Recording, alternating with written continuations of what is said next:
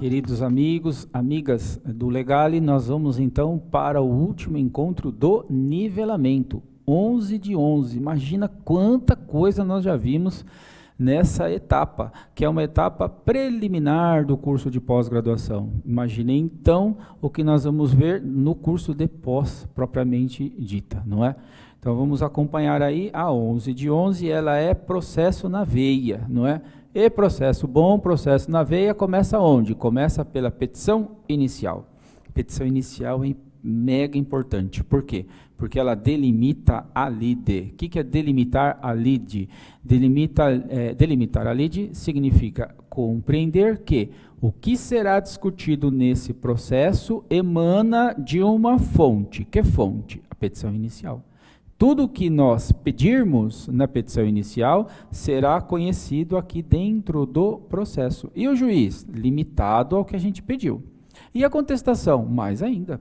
Princípio da impugnação especificada da contestação. Vai ter que impugnar tudo o que foi pedido na petição inicial. E se não impugnar? Já era. Perdeu. Não é? Houve já aí a preclusão e reconhecimento do direito do autor, do reclamante. Ou seja, a petição inicial é... A petição inicial é o sol que vai iluminar, vai irradiar os raios até o final do processo. E olha que interessante. E se você for bom mesmo, técnico, a sua petição inicial vai mandar muito raio na reclamada, não é isso? E o colega lá que tem que se virar e saber escapar dos raios. Como se escapa dos raios dentro de um processo? Ora, ônus da prova, não é? Muito bacana, então, vamos lá. Petição inicial aí do rito ordinário, a revisão básica nossa, né? Que vai até o quê? 40 salários mínimos, que pode ser escrita, verbal, aqui no nosso slide, não é? Ou seja, não tem aquele rigorismo todo, não é? Aquele rigor todo do 282 lá do CPC, que também já comentamos isso nos nossos encontros aqui do nivelamento. E fala o que então? 840 lá, parágrafo 1º da CLT, o que ele fala? Aqui na trabalhista é um breve relato de fato, ou seja, reclamante, senta aí, pode ser até verbal, né? Senta aí, reclamante, abra o seu coração. O que aconteceu na reclamada? Aí ele conta o que aconteceu, não é? O serventuário lá toma nota, pronto. Mas isso não interessa muito para a gente, interessa aqui então, você aqui vai ter que fazer o reclamante abrir o coração dele numa entrevista profunda para buscar tudo que ele tem de direito. Não é? Porque, afinal de contas, quem vai ganhar honorário maior em cima de tudo? Colega. Não é? Então, tem que fazer lá um trabalho técnico de profundidade. E, lembrando, né, a simplicidade acaba aqui. A peça inicial, as manifestações do reclamante, terá um segundo momento que é extremamente importante.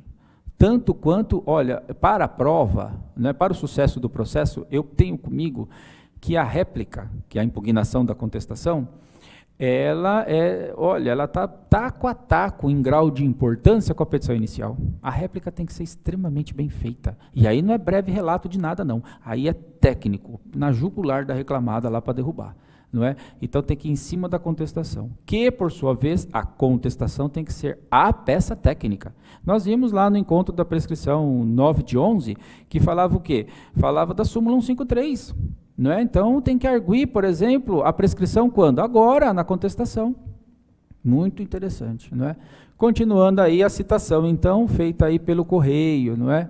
Audiência em regra, una. O que é una? Una D1. O que é una D1? Una vai acontecer tudo. Ótimo. E o que é tudo? Tudo é tudo. Né? O que é tudo para uma audiência trabalhista? Ora, primeiro passo, conciliação.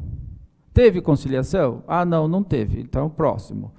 Instrução. Fez instrução? Fez dilação probatória, ouviu ali, ouviu as partes, colheu o depoimento, não é? Os depoimentos pessoais das partes, colheu o depoimento das testemunhas, interrogatório, aquela coisa toda. E agora? Agora razões finais, não é? Que pode ser orais, não remissivo, hein? Vai lá fazer uma sustentação oral, faz uma razão final bacana, não é? E aí o processo vai concluso para o juiz, o que ele pode, na hora ali, ofertar o quê? Uma sentença, que é a terceira parte. Não é? Então, pode ter o quê? A sentença, a audiência de julgamento. Pode, então, o juiz dividir em 3 fases. Tem varas de trabalho que marca só a audiência de conciliação. tem outras que já marcam o quê? Essa só de conciliação é a conhecida audiência inicial. Só é para quê? Para reclamado apresentar a defesa, caso não tenha acordo. Não teve acordo, não, então apresenta a defesa, já dá o prazo para réplica. Eventualmente tem produção de prova, para ver uma doença ocupacional, insalubridade, periculosidade, enfim, algo que demande prova, já marca logo e já abre prazo para quesito, aquela coisa toda. E isso é o quê? Audiência inicial. Muito bom. Aí marca a audiência de instrução para um outro dia. Aí essa audiência de instrução, ela pode ser só audiência de instrução e colher lá tudo que nós já comentamos, de provas, e das partes vão falar, as suas testemunhas, aquela coisa toda. E aí o juiz vai poder fazer o quê? Dar sentença agora. Pode, pode. Então a audiência una, que tem a conciliação, a instrução e o julgamento, pode ser tudo numa audiência só? Pode. E pode ser fracionado? Pode. Pode ter só a conciliação, que é a audiência inicial, e aí tem a instrução e o julgamento numa segunda audiência. Como pode ser tripartida? A audiência de conciliação, que é a inicial, só para juntar a defesa, caso não tenha acordo. Aí vai ter a segunda audiência, que é só de instrução, e a terceira parte, que é o julgamento, onde as partes estão dispensadas, que o juiz só vai dar sentença. Não é? Então pode ser tudo de uma vez? Pode. Pode ser em 2 vezes? Pode. Pode ser em 3? Também pode. Em 4 não pode. Né? Só essas 3 possibilidades. Também, então, aí muito tranquilo. Efeito de eventualmente a reclamada não comparecer. Interessante aí, hein? Se a reclamada não comparece na audiência que ela tem que apresentar a defesa, mas ela está lá fisicamente, mas ela não apresentou a defesa. O que vai acontecer? Ela é revel. O que é revel? Revel é a ausência de defesa. Ela não entregou a defesa. Ela não se defendeu documentalmente. Ela não defendeu. Ela não apresentou a defesa. Aí o que ela é? Ela é revel. Aí você fala assim, mas pera lá, na trabalhista, no processo de trabalho, não tem a contestação oral? Tem. Mas aí a advogada não fez, ou o colega advogado, né, não fez a defesa oral. Por quê? Porque não sabia que podia fazer. Ou porque não estava seguro. Não é? Porque também não é fácil você pega ali a inicial e fala, doutor, faz aí a contestação. Aí excelência, agora? Não pode dar um prazo? Não, não pode. Não pode dar prazo, por quê? Porque o 847 da CLT fala o quê? A contestação é apresentada em audiência. Quando? Agora. Não tem o acordo? Não. Então, cadê a defesa? Não tem. Não tem? É revel. E um outro efeito é a confissão. Então, se a reclamada estiver ali fisicamente presente, mas não apresenta a defesa, ela é revel. Mas e confessa? Confessa ela não é. Por quê? Porque pode colher o depoimento pessoal dela e até mesmo ouvir testemunha. Então, se colher o depoimento e ouvir o testemunha, confesso, ela não é. Ela é revel. Agora, esse outro exemplo. Agora a reclamada não vem. Apregou a reclamada do processo, a reclamada não aparece. O que vai acontecer? Aí ela vai ser revel. Por quê? Porque ela não está lá para apresentar a defesa. Ela é revel. E vai ser o que também? Confesso. Por que ela vai ser confessa? Porque ela não está lá para falar. Não é? Então a revelia está ligado ao documento. Não é? Em que pese juntar uma hora antes lá do PJE, antes da audiência, está juntando, se entende que é física a coisa, é palpável, a defesa é documento, não é? Em que pese ser eletrônico. Então, a revelia está ligada à ausência da defesa, de ter entregue a defesa. Muito bem. Revelia. E a confissão? A confissão, a parte não está lá para falar. Não é? Então, no primeiro momento, você pode ter imaginado então que a confissão só acontece com a empresa. A confissão pode ocorrer com o reclamante. Quer ver um exemplo? Super tranquilo. Super tranquilo. Imagina que teve audiência, foi bipartida. Vai ter audiência de conciliação, que é a audiência inicial, e depois a de instrução e julgamento. Aí, muito bom. Na audiência inicial, compareceu quem? O reclamante e seu advogado. E a reclamada também compareceu. A reclamada com a advogada dela. A advogada lá já estava defesa, estava tudo lá. Tem acordo? Não tem, tal, não sei o que. Um quer 80 mil, o outro quer 800. Então, não tem acordo. Então, tá bom, ótimo. Não tem acordo, vai fazer o quê? Vai marcar audiência de instrução. Aí passou 2, 3 meses, chegou lá, quem? Audiência de instrução, ótimo. Aí, quem não estava presente... O reclamante não veio, o advogado dele estava lá, guerreiro, o advogado do reclamante está lá. E o reclamante? Não está. Não é? E agora? A reclamada está e a preposta também, ou a sócia que seja, está lá. E agora, como é que fica isso daqui? A reclamada, revel ela não é porque ela já apresentou defesa. O reclamante está ausente, mas revel ele nunca vai ser. O reclamante nunca vai ser revel. Por quê? Porque para ser revel, tem que ser ausência de defesa. E o reclamante não se defende. O reclamante agride por meio da inicial que já foi distribuída lá atrás. Então, revel, o reclamante nunca vai ser, hein? Presta atenção nisso. Revel, o reclamante nunca vai ser. Mas ele pode ser confesso. Por quê? Porque na audiência em continuação, redação da súmula do TST, ou seja, audiência em continuação, audiência em que iria colher o depoimento pessoal das partes, o reclamante não veio. E agora? Confesso. Exatamente, confesso. E se não fosse o reclamante que estivesse presente, fosse a reclamada que estivesse, então, ausente. Agora a gente inverte o exemplo. O reclamante está lá e quem não está é reclamada. Nesse exemplo, ela vai ser revel? Revel não. Por quê? Porque lá na audiência de conciliação ela já tinha juntado a defesa. Mas chegou agora na audiência de instrução, a reclamada não veio. A advogada dela está lá. Mas a preposta ou o preposto, o sócio, sei lá, o representante da empresa não está. E agora? Agora a reclamada é confessa. Ou seja, o que é confissão? Não pode fazer prova oral, ela não está lá. Tá ok? Bem tranquilo estes institutos. E a coisa continua. E agora vai continuar com o quê? Vamos ver aqui o próximo. Muito bom. Um outro ponto bastante interessante, não é? Aqui no template é o quê? A questão do preposto. Não é? Aqui que o advogado do reclamante bom derruba a reclamada. Não é? Quando ele fala assim, excelência, bem perdidinho ali, o advogado reclamante, escuta, excelência, aqui a reclamada está com preposto ou é sócio? O juiz vai olhar lá, tá, não sei o quê. Ou às vezes o próprio colega da reclamada vai falar, não, é preposto. Perfeitamente, excelência, ele comprova a condição de preposto? Que é isso? Tem muito colega que nem sabe o que é isso. É que o preposto, meu amigo, ele tem que ser empregado. Não é? De quem? Da reclamada. Ué, ele não está lá respondendo? Não basta só a cartinha de preposição. Não. Excelência, tem que comprovar que ele é preposto, nos termos da súmula. Qual é essa que a gente está estudando aqui, ó, 377? Como é que eu vou provar que A é empregado de B? Como? Eu provo que A é empregado de B. Eu preciso provar isso. Como é que eu provo? Uma tal de CTPS. Não é? Está com a carteira aí, excelente? Não está. Puxa, cada pouco eu faço isso quando eu sinto que tem alguma coisa meio estranha ali no ar, ou quando o reclamante já dá um toque e fala, esse cara eu nunca vi ele lá não, esse cara está meio esquisito, hein? E tal, não sei o quê, aí eu já desperto também, já dou uma trucada dessa daí. Aí quantas vezes já aconteceu? Uma vez eu nunca esqueço, na preposta, ela virou a bolsa assim na mesa, desesperada, numa chave, puxa. Aí ela puxou lá um olerito tudo amassado, sabe? Aquele olerito tudo marfanhado. Aí ela passou o olerite pro advogado, o advogado ia passando pro juiz, o juiz falou, não, pode passar para ele. Eu falei, não quero isso aí.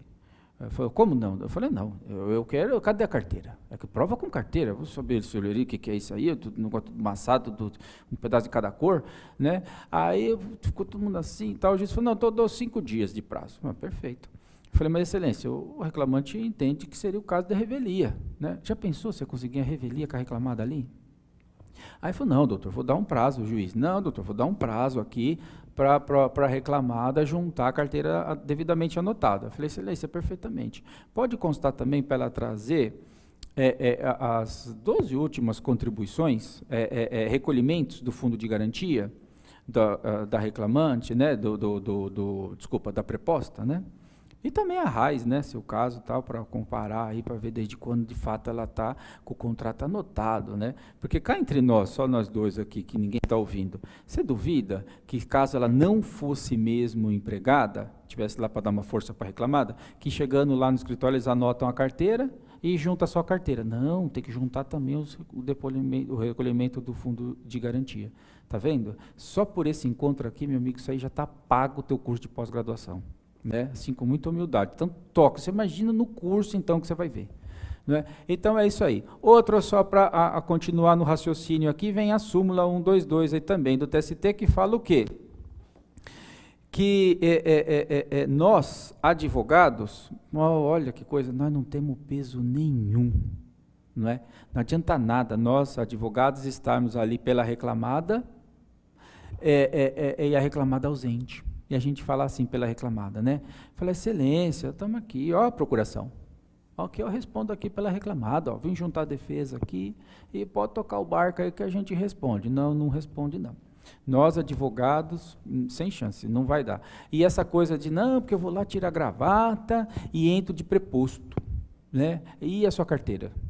É por isso que o advogado do reclamante tem que estar atento, para derrubar esse tipo de coisa.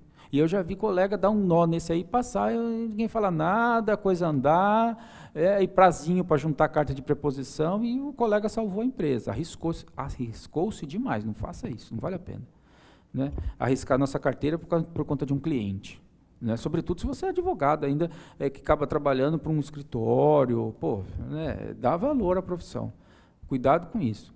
Mais um passo aí, a questão do atestado médico, para tentar aí afastar a revelia ou propriamente o arquivamento lá do reclamante.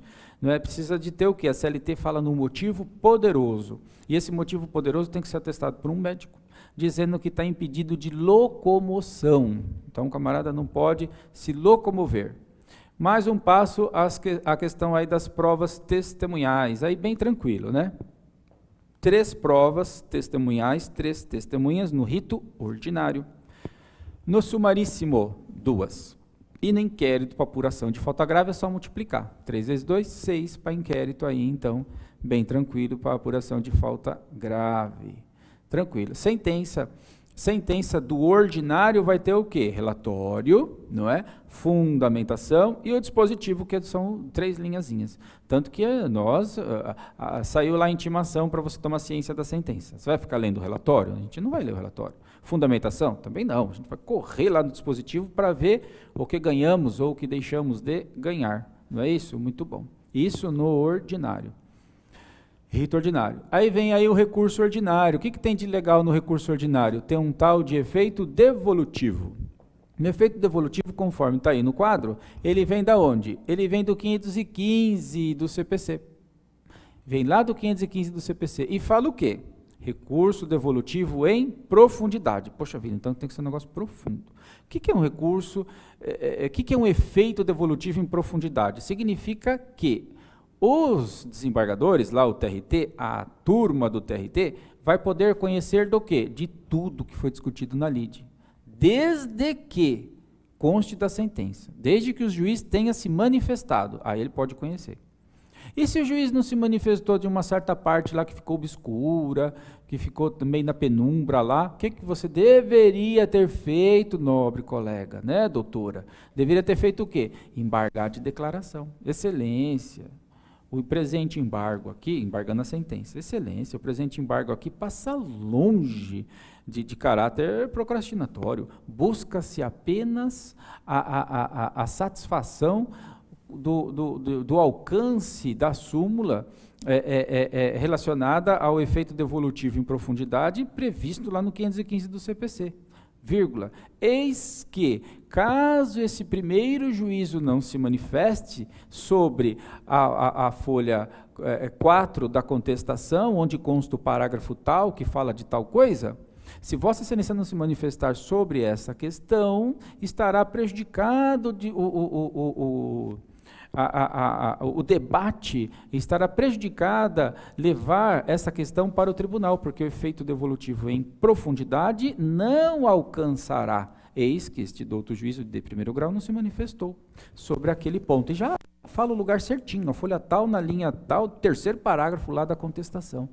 Aí se vier a decisão dele, do juiz, numa eventual segunda sentença, a sentença dos embargos, e falar assim, não, meramente é desnecessário o embargo, eis que já consta a manifestação do juízo no contexto da sentença, em que, embora não tenha manifestação expressa. Mas tudo bem, pelo menos você embargou, e aí você tem como falar lá no tribunal que, olha, excelências, não é? Imagina você numa sustentação oral, colhendo a turma, não é? Tentamos a toda a prova fazer com que o juízo de primeiro grau manifestasse expressamente sobre aquele ponto, que para nós é um ponto nodal, não é? O que é o ponto nodal da demanda? É onde deu nó, ponto nodal, é o ponto central, o ponto nuclear, é da onde tudo emerge. E o juízo não se manifestou, o que não pode prejudicar o efeito devolutivo em profundidade, não é? Por quê? Porque, inclusive, excelências, nós embargamos as folhas tal dos autos, consta a sentença de embargos, o juiz diz que já está no contexto,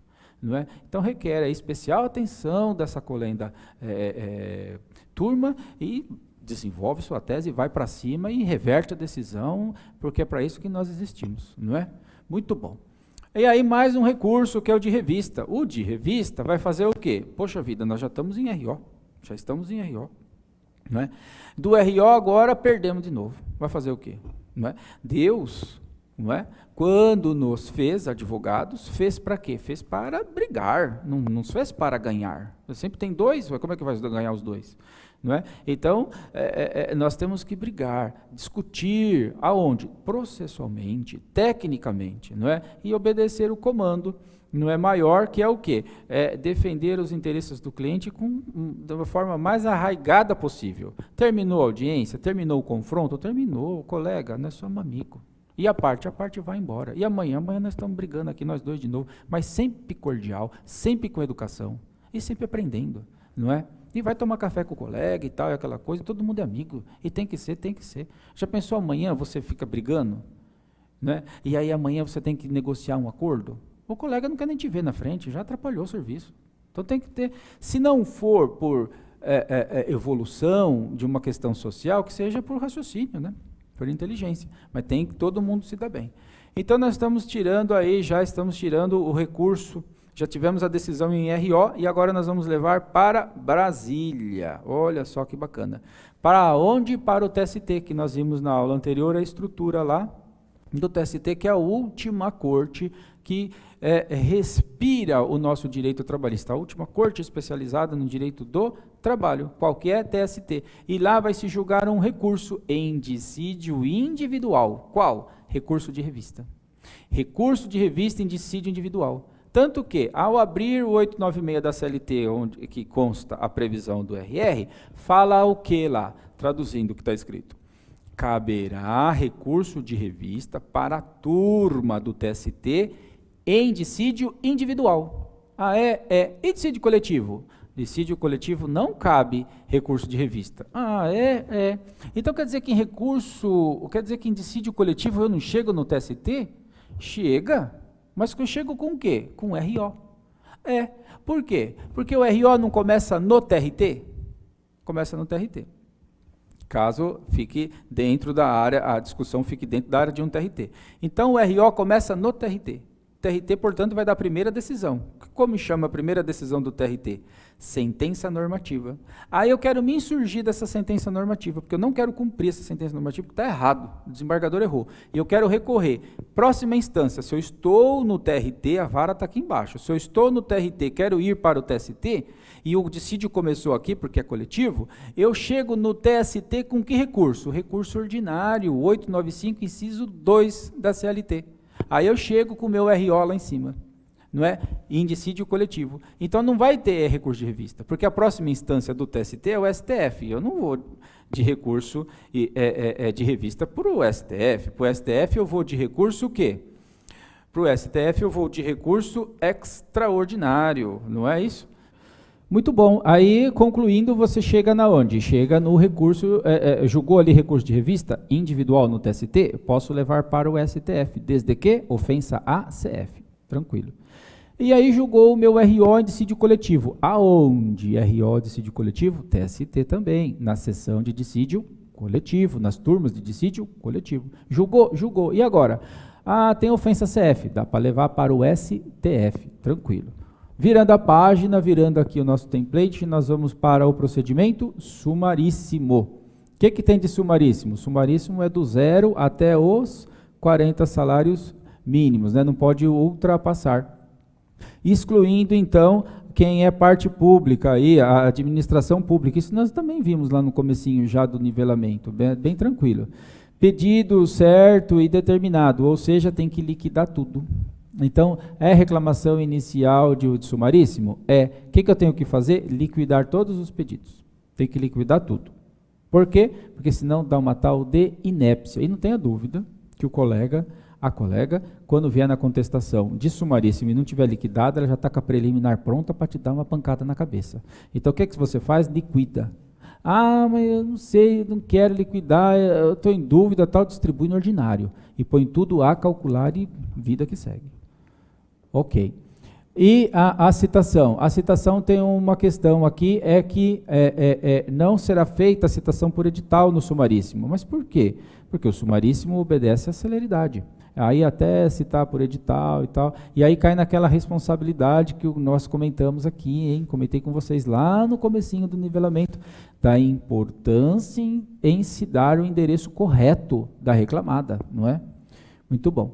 E a prova testemunhal eu já tinha comentado também. A sentença muda um pouco, por quê? Porque ela não tem a primeira parte do quê? Do relatório. Só tem o quê? A fundamentação e o dispositivo.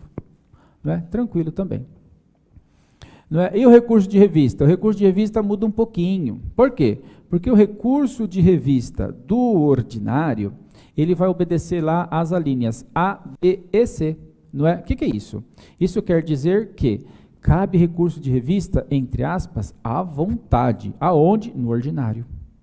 Como assim? Porque lá vai ter 3 linhas tratando, não é?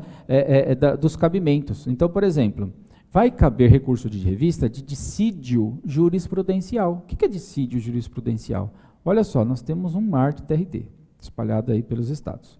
E aí, você está numa determinada região aí, sei lá, 18ª região, você está lá em Goiânia, estado de Goiás, 18ª região.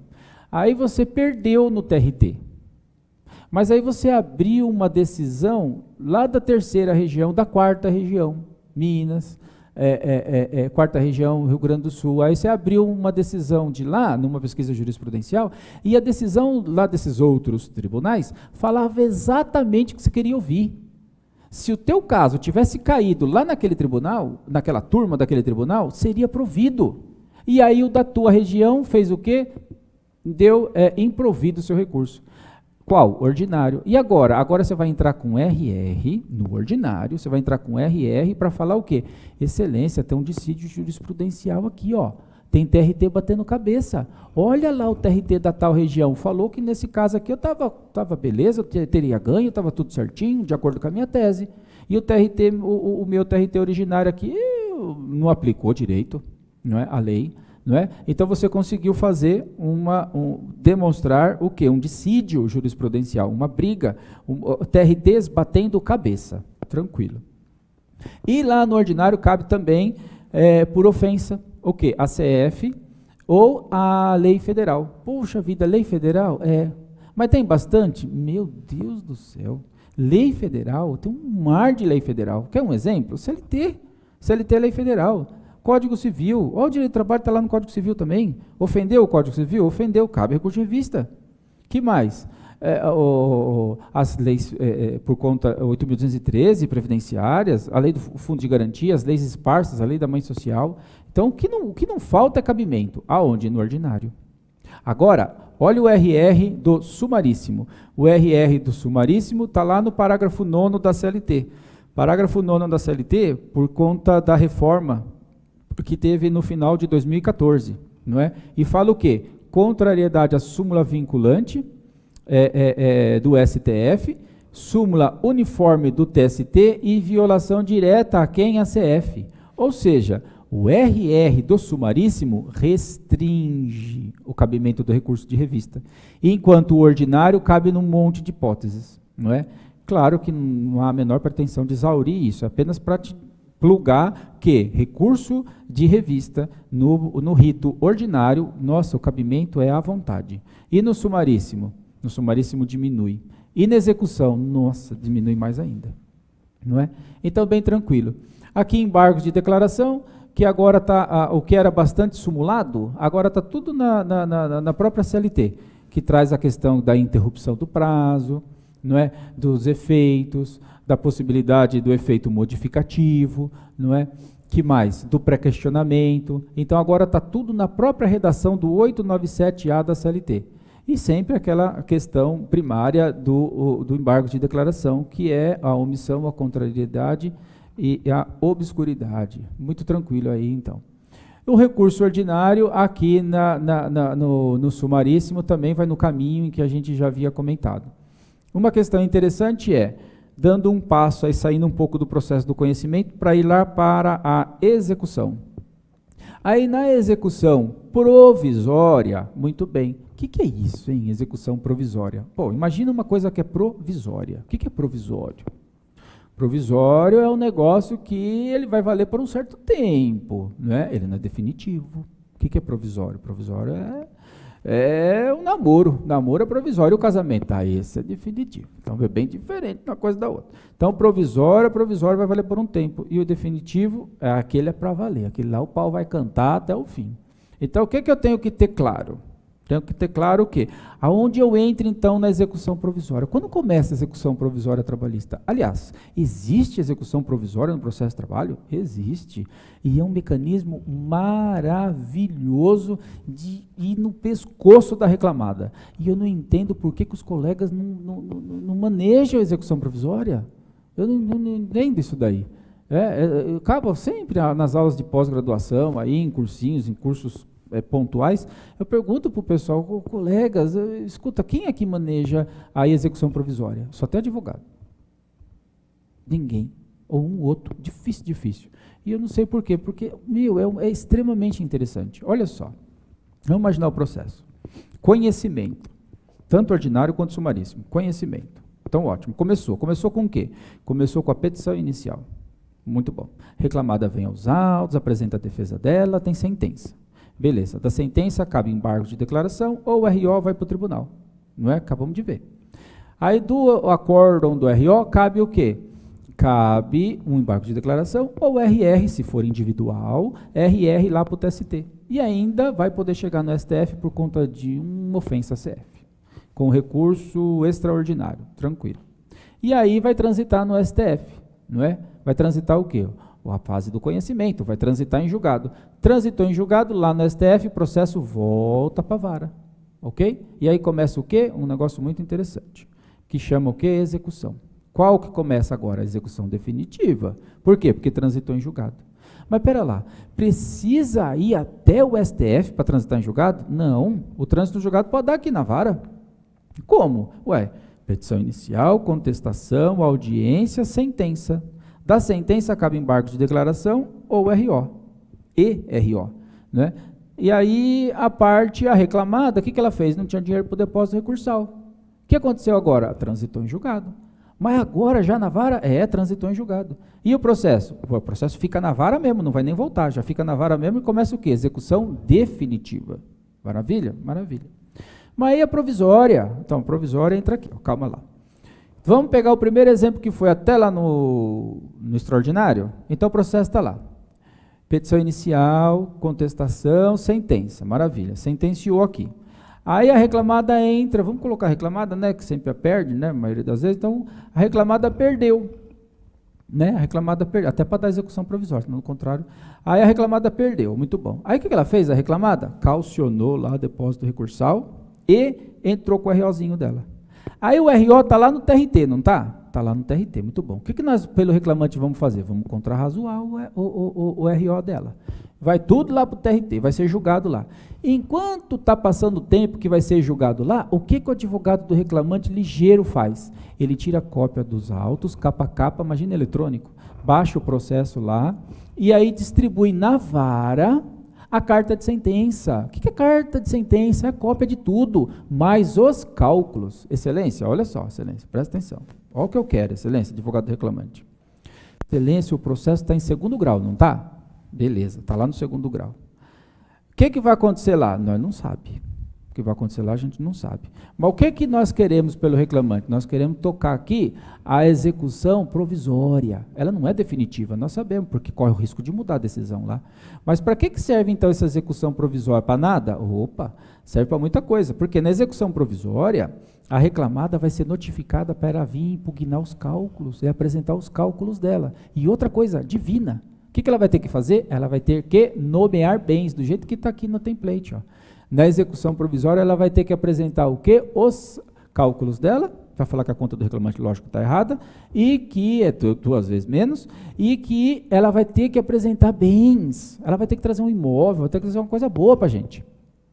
É claro que ela pode trazer um monte de porcaria lá, um monte de cadeira velha, o equipamento de TI que não usa mais, uma porcariada só lá, pode trazer? Pode. Aí o advogado reclamante impugna, fala, excelência, aqui não serve de nada, nós queremos bens. Não é? E a reclamada tem que indicar? Tem que indicar. A reclamada tem que indicar, mesmo com o pau cantando lá no 2º grau. Não é? E olha que bacana, advogado reclamante ligeiro, ele já tem o depósito recursal, esse não mexe mais. E ele já está garantindo aqui, porque um dia vai transitar em julgado. A reclamada pode recurso de revista para o TST, pode ir de extraordinário para o STF, e o imóvel dela está amarradinho aqui. Ó. Um dia vai transitar em julgado, nós vende esse negócio aqui, aliena no leilão aí, asta pública e opa, o nosso aqui está garantido. Não precisa ficar esperando. Não é? Então isso é execução provisória. Agora, quer ver um negócio bacana? É o seguinte, então você já viu que a execução provisória é interessante, né? Você vai ficando com os depósitos recursais e ainda assim a reclamada tem que trazer um patrimônio, ela tem que nomear bens, essa é a redação da lei, né? Ela tem que nomear bens, bacana. Aí ela nomeou bens, está tudo ali. Agora, uma pergunta interessante, na execução provisória, não é? Nós, pelo reclamante, nós podemos pedir para penhorar dinheiro? Aí fica aquela dúvida, será que pode, será que não pode? Pode, lógico que pode. Quando? Quando a reclamada, na execução provisória, for notificada para apresentar bens, e sabe o que ela faz? Ela fica quieta, passa em albis, ela não apresenta o bem. Aí o que você faz, advogado reclamante? Vai lá, excelência, a reclamada aqui na execução provisória, as folhas 15 da execução provisória, Vossa Excelência determinou que ela viesse aqui apresentar bens. O que ela fez? Ela não fez nada. Uma ofensa ao juízo. Olha, até precisa dar um somebody love. Uma ofensa ao juízo isso aqui. E agora? Agora, Excelência, vamos para cima dela no Bacen Júri, pegar dinheiro, vamos ver se ela pula lá ou não pula. Aí, pegou dinheiro. Pode? Pode. Quem está falando isso? Eu não, eu nem existo. Quem está falando isso é a súmula 417. Olha que bacana. Na execução provisória, que é essa que nós vimos, fere direito líquido, certo? A penhora em dinheiro. Calma, fere, mas tem uma vírgula.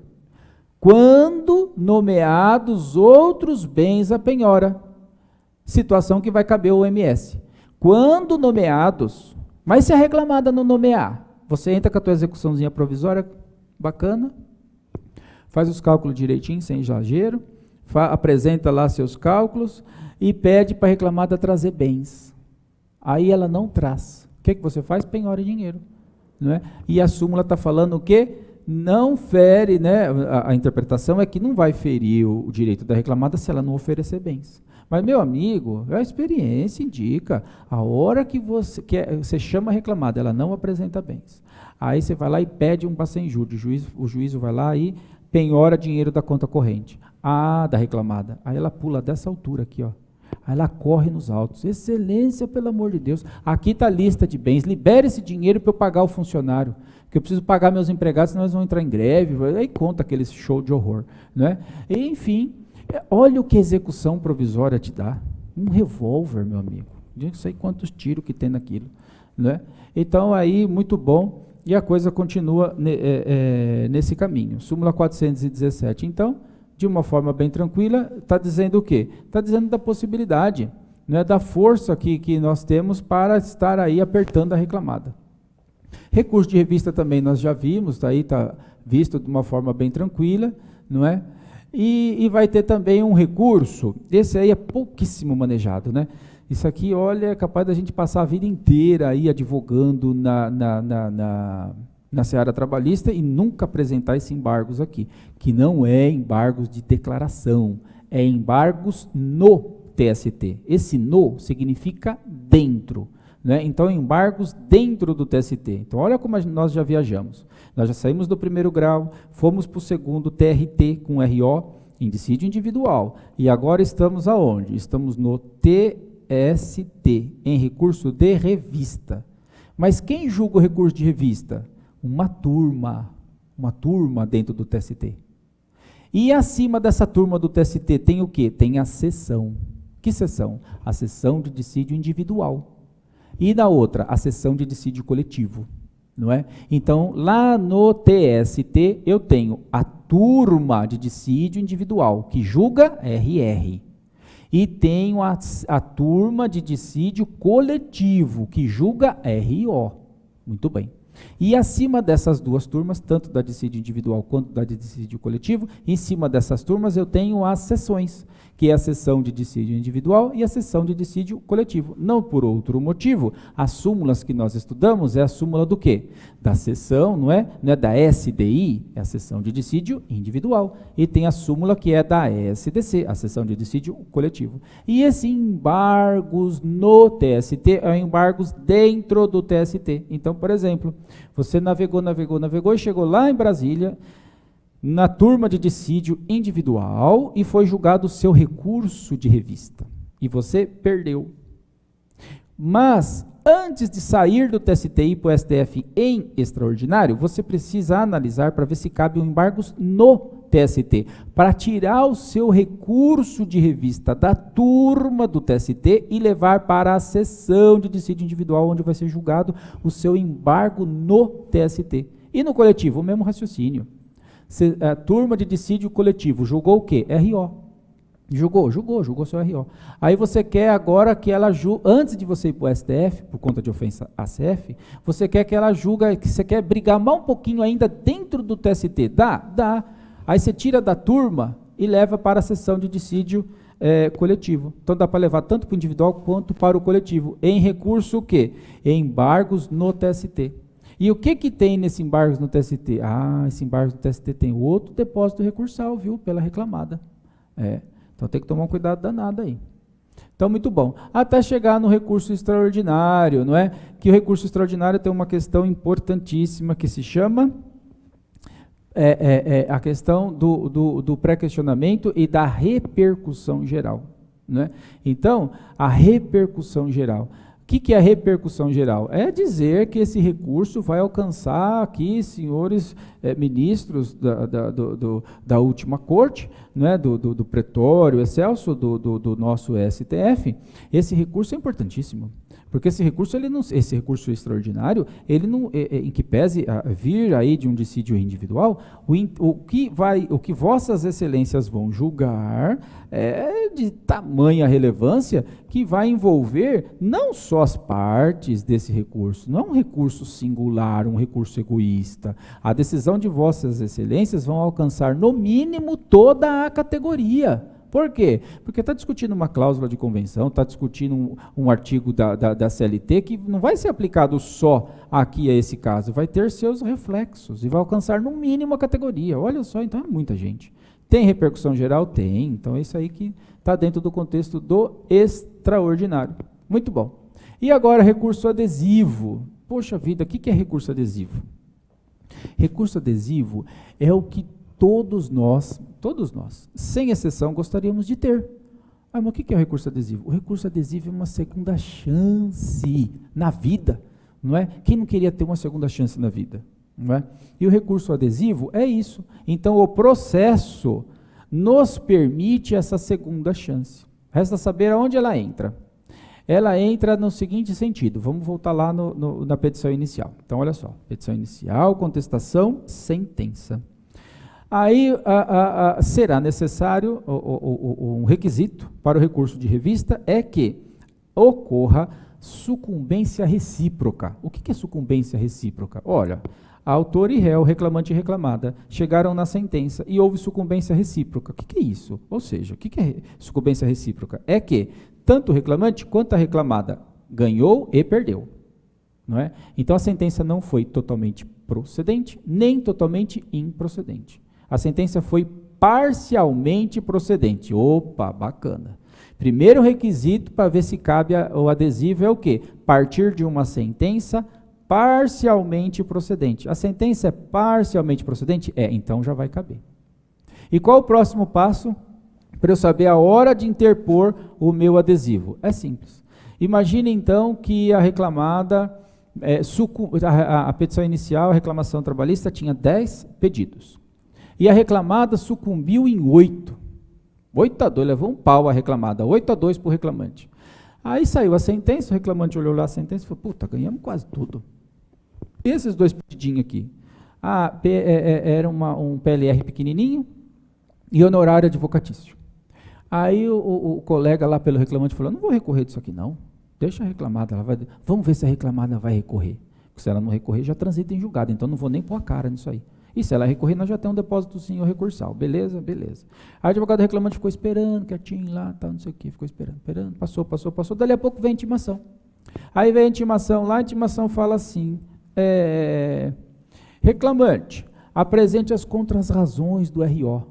Opa, aí o reclamante vai lá ligeiro, vai ver se está tempestivo, né?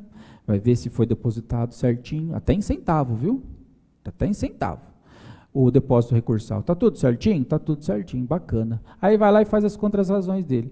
Aí ele está fazendo as contras-razões, ele vê que o colega lá da reclamada foi tão agressivo, falou tanta coisa, ele se sentiu ali nervoso, ele falou, você quer saber de uma coisa? Eu não tinha recorrido no ordinário a hora que teve a publicação lá da sentença, mas agora eu vou recorrer desse negócio. E ele pode? Pode, lógico que pode. E ele vai do quê? De recurso adesivo. Ou seja, no prazo das contras-razões, o que a outra parte pode fazer? Contrarrazoar. E fazer o que mais? Interpor recurso adesivo.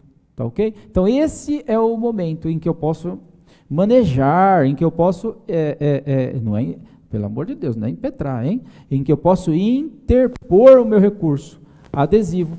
A que recurso que eu posso adesivar? Colar, né? A que recurso que eu posso adesivar? Todos os recursos. Ordinário, revista, não é? Todo extraordinário, desde que ocorra sempre a sucumbência recíproca, né? Ou seja, que tenha tese, senão também você não vai ter interesse recursal. Não é? Então, o recurso adesivo é o quê? É a segunda chance de poder se insurgir para cima lá, tá ok? Bem tranquilo também. Agravo de instrumento, poxa vida, agravo de instrumento trabalhista, extremamente tranquilo. Por quê? Cabe de decisão interlocutória? De jeito nenhum. Aonde cabe? Lá na cível. E aqui? Aqui, recurso de agravo de instrumento, sabe o que é? Poderíamos colocar um igual ali, o quê? Viagra. Por quê? Porque o agravo de instrumento só serve para fazer subir. Fazer subir o quê? O recurso que não quer, que o juiz não deixa subir. Então a juíza segurou o recurso lá. Qual recurso? Ordinário na vara, ela segurou. Falou, doutor, esse recurso aqui está intempestivo. Nego o seguimento ao recurso ordinário. O que o colega vai ter que fazer? Interpor o recurso qual? Agravo de instrumento. Por quê? Porque o agravo vai colar no RO que está parado e vai fazer subir para o tribunal na marra. Por isso que é o recurso Viagra. Tranquilo. É o que diz. Eu não passei por essa experiência, mas enfim, ministrou lá o agravo de instrumento, o recurso sobe na marra para o tribunal. Mas por que sobe na marra? Porque a admissibilidade do agravo não é feito pelo juízo ACO, é feito pelo juízo que vai julgar. Não é? Então, o agravo, a admissibilidade do agravo do recurso ordinário na vara do trabalho, quem vai fazer? O próprio TRT. O TRT vai fazer o juízo de admissibilidade no agravo para ver se o juiz da vara tinha razão. De repente ele vê lá e fala, não estava intempestivo não, era o 8º dia lá, foi o feriado do município, o juiz é novo, não contou lá, enfim. Então, dou provimento ao agravo de instrumento para conhecer do RO. Aí ele vai conhecer do RO e vai julgar o RO. Não é? Então, o agravo serve para quê? Só para destrancar o recurso que o juízo trancou. E serve por revista, não é? Para levar na marra lá para o TST também, mesma coisa. Não é? Então, claro aí que quem vai fazer a admissibilidade do agravo é diretamente o juízo que vai julgar. O que não significa dizer que você pode entrar com agravo de instrumento direto no 2º grau, como é lá na cível. Você não vai entrar direto no TRT com agravo, você vai entrar na vara do trabalho. Aí o teu RO está trancado lá. Por isso que é recurso Viagra. O RO está trancado lá. Cola o agravo e vão os dois juntos lá para o Tribunal Regional da sua região. Não é? Então, super tranquilo aí o agravão, né? E você vai ter que formar um instrumento, mas aí está tranquilo, a própria CLT vai nos ajudando. Aí, em 2010, houve uma alteração aí na legislação. O que aconteceu? Até então, 2010, naturalmente, antes da lei, o agravo de instrumento não contava com preparo, depósito recursal, não tinha nada. Simplesmente o juízo negava seguimento, a parte entrava com agravo de instrumento, a petição simples de agravo de instrumento, seguindo naturalmente a CLT, a orientação da formação do instrumento, né? E esse recurso ia embora lá para o tribunal que tinha que ir, destrancava lá o recurso e ia lá para cima, ótimo, lá ia ser feito o juízo de admissibilidade. Aí de 2010 aí, o que eles fizeram com essa lei 12.275 de 2010? Criaram um depósito recursal. Acabou com a vida da reclamada, né? Dificultou muito. Então tem muito processo que acaba transitando em julgado porque a reclamada não tem mais 50% do depósito recursal. Como assim 50%? Então, quanto custa, né? Como que eu faço para oferir o valor do depósito recursal em sede de agravo de instrumento? Eu preciso saber que recurso que eu quero destrancar. Eu quero destrancar um RO. Muito bem. Quanto que é o depósito do RO? 10 mil reais. Não é pouco importa o valor. 10 mil reais. Muito bem. E o juízo trancou o meu RO. E agora? Agora eu entro com o meu agravo. E vou pagar? Vou. Quanto? 50% do recurso que eu quero destrancar. Já foi mais 5. Então, quer dizer, e o RR? E o embargos no TST? Então, é isso aí. E o extraordinário também, é tudo que vai recolhendo. Né? Muito bom. Aí dá mais um passo, nós chegamos no agravo de petição. O que é isso, agravo de petição? Nome feio. Agravo de petição, pessoal, meus queridos colegas, é nada mais do que o RO da execução. É isso que é agravo de petição, o RO da execução. Mas por que muda? Não sei por que mudaram o nome. Né? Lá no CIV é apelação. Apelação no conhecimento, apelação na execução. Aqui é recurso ordinário no conhecimento. E na execução, agravo de petição. Né? Que vai no mesmo caminho, mas aqui muda o nome, então é o agravo de petição que está lá no 897A. O que tem de importantíssimo, senão, seu agravo de petição também não sobe para o tribunal. Não é? Que o agravo de petição é só na vara do trabalho para o TRT. O que você tem que fazer ali no seu recurso de agravo de petição? Você tem, obrigatoriamente, que delimitar. O que delimitar? Matéria e valor. Então, você tem que falar para o tribunal lá, excelência, veja só, cumprindo a obrigação aqui do 897 da CLT, parágrafo 1º, nós estamos fazendo o quê? Nós estamos delimitando a matéria. A matéria, excelência, é bem impenhorável. Qual? O imóvel que é bem de família. Isso aqui é a matéria que nós vamos discutir. E o valor? O valor é o valor que o oficial de justiça trabalhista avaliou bem. Esse é o valor. Então, a matéria é X e o valor é Y. Pronto, cumpriu a obrigação? Cumpri. Aí eu vou para dentro do meu agravo de instrumento, do meu agravo de petição, que vai ter o quê?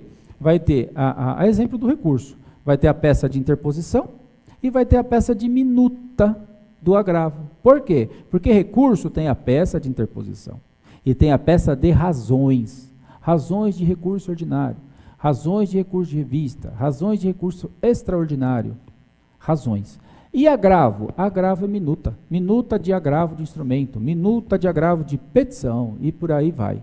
Não é? Então, esse é o nosso contexto. Muito bom aí o agravo de petição, tudo isso aqui já está comentado. E chegando na última peça, nesse passeio processual, que chama o quê? Correição parcial. O que é isso? Correição parcial. Nossa, olha só. Isso aí, os meus colegas advogados aí, já mais antigos, com mais experiência, o que eles falam? Olha, custódio, correição parcial é o último ato que você, advogado, praticaria na sua vida profissional. Não é? Para sair e apagar a luz, fechar a porta, não é? Como o nosso último encontro aqui está sendo, o 11/11, que é o processo. Por quê? Porque esse daqui você vai bater no juiz, ou na turma lá de desembargador, ou de ministro, seja lá o que for. Não é? Olha o nosso template. Vai falar o quê? Que é uma medida disciplinar. Olha, até soa estranho, né? Nós, advogados, querendo dar medida disciplinar, né? Não que somos indisciplinados, muito ao contrário. Né? Mas então uma medida disciplinar destinada a sanar tumulto processual e erro. Não é? Quando não existirem recurso específico. Quem está causando tumulto processual e erro? É o juízo. O juízo lá, a serventia. Então você vai dar pedrada lá nele. Então não é complicado, porque você vai entrar com isso daí, o juiz vai ser chamado a se manifestar, ele vai ter que se defender. Isso é uma ação. Ele pode ser condenado, e aí o juiz está lá, imagina a comarca que você está, a vara, o espaço territorial que você trabalha aí, puxa vida, como é que vai ficar a tua vida lá, né? Então a correção parcial é mais a título aí de conhecimento, do que propriamente de uso. Não é? Eu vejo que nós advogados, nós temos que estar militando ali no front, enfrentando o colega, dominando o processo. Não é? E sobretudo o ônus da prova, dentro de uma audiência, saber o ônus da prova. Dominar o ônus da prova, com vontade, impugnar com veemência, a ponto de acabar a audiência, o colega da parte contrária, depois que o cliente dele foi embora, naturalmente, ele vir lá e falou, colega, parabéns, ou um outro dia, falou, pô, colega, tu mandou muito bem. E seja você também humilde, não é? Quando levar pau por aí, cada pouco a gente leva, você pensa que eu não apanho? Ou se eu apanho? Não tenho vergonha nenhuma. É lá que a gente aprende também, né? Cada pouco a gente leva um cacete lá que está despreparado, ou aconteceu do reclamante mandar mal, você tentar resolver e tal, e a coisa desandou, ninguém é melhor do que ninguém, e levei um pau lá. Aí um outro dia, né, que a gente está mais calmo, você levei o colega lá e fala, pô, colega, você lembra daquela audiência? Pô, lembro, ô, colega, tu me deu um cacete aquela audiência, ó, fica aqui meu cumprimento para você. Isso só nos enobrece, faz com que nossa categoria seja forte. E infelizmente falta muito isso, não é? Falta muito isso, mas enfim, é da experiência. E hoje então, com esse último template de correção parcial, nós vamos encerrando o encontro, os encontros do nivelamento, né? Terminamos então o encontro 11 de 11. Fica aqui o convite para que os senhores se inscrevam efetivamente no curso de pós-graduação, porque é um curso extremamente profundo e recheado de dica para te ensinar o que você tem a fazer. Aqui nesses encontros eu procurei passar algumas pinceladas para nutrir em você um interesse de fato aprender a manejar o processo e ter sucesso na advocacia trabalhista. Não é? Que não é algo assim muito longe, mas é necessário ter conhecimento, ter experiência. Por quê? Porque o processo do trabalho tem um fenômeno terrível de nome preclusão. Você acaba com a vida do cliente se você deixar a coisa precluir. Eventualmente, lá na audiência, tinha uma testemunha que você deveria ter contraditado, você não contraditou. E agora? Agora já era. E foi com aquela testemunha que a reclamada virou o jogo para cima de você. E agora? Agora já era. E digo mais, hein, fica um alerta. Se o reclamante é pessoa um pouco esclarecida, ele entra com uma ação contra o colega, por perda de uma chance. Eu já comentei isso também nos nossos encontros. O colega vira réu. Olha que coisa louca. Então, cuidado, a formação ela é indispensável. E hoje está uma loucura. Uma loucura. O Brasil estuda direito. As pessoas todas estudam direito para ver o que vão fazer. Né? Então é louco o negócio. Né? A cada exame de ordem trimestral, está habilitando um número enorme de novos profissionais. E que estão ingressando no mercado. E a faculdade não prepara. Não é? É aqui, ó, aqui sim, aqui o Legale pega na tua mão para te ensinar a escrever, tá ok? E indica a forma que você tem que pedir e tudo mais. Fica aqui o convite para o curso de pós-graduação, excelência, e lá vocês terão experiência com vários professores, com abordagens distintas, né? O que é muito bom, que vai lhe permitir se identificar mais com um, mais com o outro, tá ok? Um abraço extremamente carinhoso, não só meu, como de toda a estrutura aí do Legale, ok? Forte abraço e nos encontramos na pós. Sucesso!